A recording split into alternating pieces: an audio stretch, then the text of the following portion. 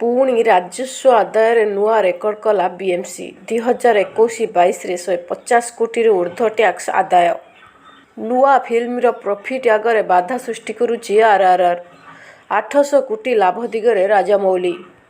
ଗୁଜରାଟର ବିଧାନସଭା ପୂର୍ବରୁ ଅହମ୍ମଦାବାଦରେ ରୋଡ୍ ଶୋ ଆୟୋଜନ କରିବାକୁ ପହଞ୍ଚିଲେ କେଜ୍ରିୱାଲ।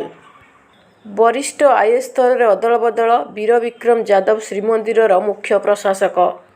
ବିଶ୍ୱରେ ଦରଦାମ ବୃଦ୍ଧି ପାଇଁ ପୁଟିନ ଦାୟୀ। ଯୁଦ୍ଧ ପାଇଁ ବଢ଼ିଛି ଗ୍ୟାସ୍ ଓ ଖାଦ୍ୟ ଦର, କହିଲେ ଆମେରିକା ରାଷ୍ଟ୍ରପତି ଜୋ ବାଇଡେନ୍।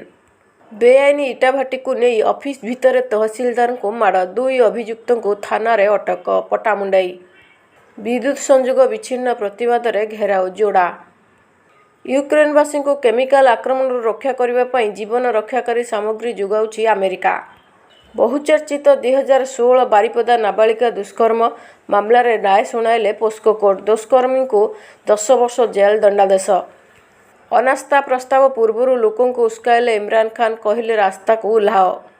ବନ ବିଭାଗ ନୟାଗଡ଼ରେ ନିଆଁଲିଭା କାର୍ଯ୍ୟରେ ବ୍ୟସ୍ତ ଥିବା ସୁଯୋଗରେ ନଗଡ଼ାରେ 35 ଏକର ଜଙ୍ଗଲ କାଟିଲେ। 2 ଗିରଫ, 5 ଫେରାର।